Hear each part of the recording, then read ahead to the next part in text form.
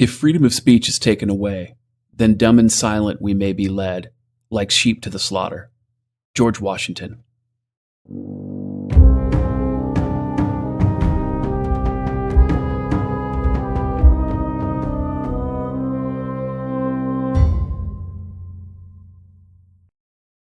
Hey everyone. It seems everywhere we look, free speech is under attack. Leftist politicians, Hollywood celebrities, and big tech companies are making a full-spectrum attack on the free speech of American citizens, both online and off. Politicians such as Maxine Waters, Hillary Clinton, and many others are so committed to silencing their political opponents, they're promoting criminal harassment and other forms of violence against anyone who speaks out against them.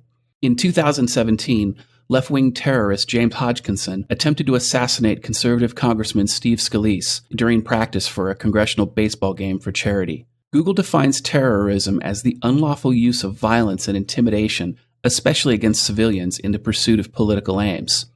While this shooting was a case of clear terrorism, left-wing media outlets refused to identify the shooter as a terrorist or the crime as an act of terrorism. Why? Maybe it's because they've been running interference and advocating for left-wing terrorism since Trump was elected as President of the United States in 2016. You see, every citizen affected by violent Antifa protests and every government official targeted and harassed are victims of left-wing terrorism. Interestingly, did you know that it's a federal crime to advocate for terrorism in the United States? This is true even if the terrorists in question rebrand their terrorism activities as protest activities. However, that is a subject for another video. Well, namely, two other videos. My video from July 7th, 2018 entitled When Entryism Becomes Terrorism, and my video from August 7th, 2018, The Infowar and Insurrection Against the United States and Its Constitution.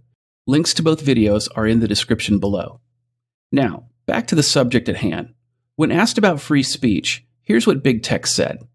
Larry Page and Sergey Brin in 2004 stated, "Google's atmosphere of creativity and challenge has helped us provide unbiased and free access to information for those who rely on us around the world."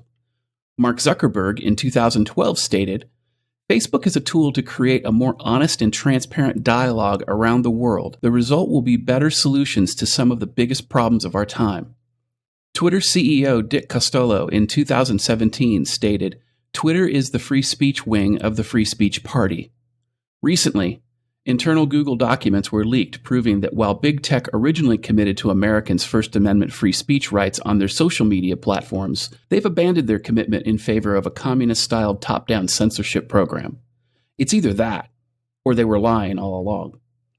Facebook, in a desperate attempt to help communist-friendly politicians such as Democratic Socialists and others get elected, has censored and silenced over 800 accounts recently, many of them promoting conservative American values.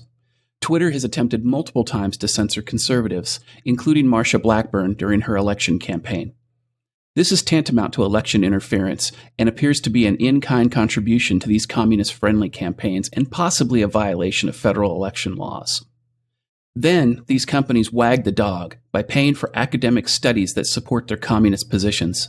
New York Magazine reported on July 11, 2017, that a former Google employee stated the company had assembled a list of research papers, complete with working titles, abstracts, and budgets Google wanted to see produced, and then used that list to find academics willing to work with them on those projects. Around 100 such papers have been funded by Google since 2009. They've even admitted that some of these authors have received up to $400,000 to write pro-Google academic articles. I wonder how many bribed academics authored articles supporting Google's communist-styled censorship push. Sounds like a great subject of a congressional investigation, don't you think? Here's something to think about. Can you name a country that adopted the same type of communist-styled censorship being advocated by leftist politicians, big tech, and others that has been successful? What's interesting about this is that everyone, including our elected officials, are acting like this is something new and that they have no clue how to resolve this communist-styled mass censorship of conservative speech. While they may act like it's never happened before, they're wrong. It has. In 1917, during the Russian Civil War, communists went out of their way to censor film while making pro-communist propaganda films. In 1922, the communist Russian government created a department to censor books and other writings. Further, those who criticized the communist government were not only removed from books and films, but also any images of them, photos, posters, paintings, and pictures were also removed, effectively deleting their existence from memory. In fact, Russian communist leader Stalin was a huge proponent of censorship. This is exactly what Google, YouTube, Facebook, and Twitter do when they censor, hide, or ban conservatives from their platforms and search engines. Further, they're advocating governments to adopt communist-styled censorship all over the world. Today in the United Kingdom and in mainland Europe, people are being jailed daily for exercising free speech on big tech social media platforms. These companies are actively working with these governments to silence free speech. Google has even partnered with communist China to create a censored search engine called Dragonfly. Want some more examples? Amnesty International reported in 2016 that in communist Cuba, graffiti artist Danilo Maldonado Machado, known as El Sexto, was locked up for most of 2015 for painting the names of Raul and Fidel, the names of the Castro brothers who have been in power since 1959, on the backs of 2 live pigs. They go on to state, the Cuban Constitution recognizes freedom of press, but expressly prohibits private ownership of the mass media. While independent journalists and bloggers have emerged in recent years, the authorities continue to prevent journalists critical of the government from doing their jobs. Until 2008, the government banned ownership of computer and DVD equipment in Cuba. Today, only 25% of Cubans use the internet, while only 5% of homes are connected. Internet access is still prohibitively expensive for most and far from accessible to all. With access to internet so limited, online censorship is not that sophisticated in Cuba. Authorities frequently filter and intermittently block websites that are critical of the state. Limiting access to information in this way is a clear breach of the right to freedom of expression, including the right to seek, receive, and impart information. This is exactly the type of censorship that is being advocated by Google, YouTube, Facebook, Twitter, democratic socialists, and pro-communists rebranded as globalists all over the world.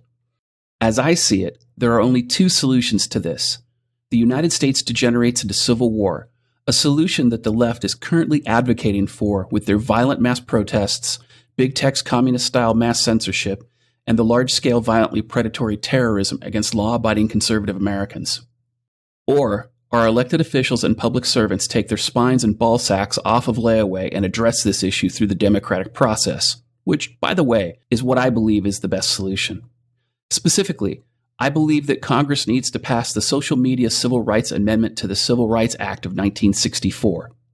This law would do the following. It rescinds the safe harbor provisions of Section 230 of the Communications Decency Act. You see, by virtue of big tech censoring and promoting specific content online, they are in fact publishers. This is something that Google, in its recently leaked memo, admits to. It also defines social media platforms and search engines as publishers. Again, Google's internal memo admits social media platforms are in fact publishers. It defines social media platforms as online public squares with free speech protections as outlined by the United States Supreme Court in Packingham versus North Carolina in 2017. It extends the First Amendment free speech protections under the United States Constitution to online public squares, whether or not they are privately or publicly owned. It bars social media companies from censoring, banning, or deleting posts or accounts of United States citizens and others protected under the First Amendment of the United States Constitution anywhere in the world, except when those posts and accounts violate U.S. criminal law as determined by United States law enforcement authorities. It requires social media platforms to delete the accounts on a first offense that violate U.S. local and federal criminal laws, including child exploitation, child porn, and other forms of child abuse, as well as inciting violence as defined by United States federal law, sedition, illegal immigration, or any other incitations of violation of U.S. laws. It designates social media companies to become mandatory reporters of crime to law enforcement agencies, both local and federal, including but not limited to child abuse, sedition, violence, and terrorism, amongst other crimes. To this end, it requires social media platforms and their employees, agents, and contractors to become mandatory reporters of their employees involved in such crimes to the same and local federal agencies. This also means social media companies are required to turn over any and all evidence of such crimes to both local and federal authorities as necessary. Employees who violate these provisions can be criminally charged as accomplices if they knowingly fail to report such crimes. Companies found to fail reporting such crimes are barred from all government contracts, state and federal, for 6 months on a first offense. A second offense, the government contract ban extends for up to 18 months, and on a third offense, the government contract ban becomes permanent. This ban also extends to individual officers and executives of any social media company so sanctioned, so they cannot form another company to circumvent the ban, because fuck you, that's why. State and federal governments should not allow social media companies to continue to profit from these companies' refusal to address criminal activities on their platforms. Online content that is of an adult nature shall be designated with an NSFW or an 18 plus years old or older tag, but shall not be limited in discoverability or otherwise algorithmically censored. It also requires public identification and publishing of the names of all curators and or trusted flaggers working with social media content providers. To this end, it further requires trusted flaggers and curators to be both equally conservative and liberal in number. Finally, it codifies online free speech as protected under the Civil Rights Act of 1964. This includes, but is not limited to, the ability of citizens to civilly sue social media and search engine companies for free speech violations in federal court under this law pursuant to the Civil Rights Act of 1964. Earlier, I asked the question, can you name a country that adopted the same type of communist-styled censorship being advocated by leftist politicians, big tech, and others that has been successful? Well, the answer is no. Because every country that has adopted the same type of communist-styled censorship currently being advocated for by leftist politicians, big tech, and other morons has either self-destructed or has degenerated into an Orwellian totalitarian regime. While I appreciate there will be those who disagree with me, something needs to be done. Big tech is undermining our American democracy and way of life as we speak, and that's not just hyperbole. Federal legislation of the type I'm proposing is a valid first step to peacefully stemming the flow of communist censorship that will destroy our country. If American politicians can't stop this communist-styled campaign peacefully, American citizens of conscience will stop the infection, one bullet at a time, and our country will continue to degenerate into civil war.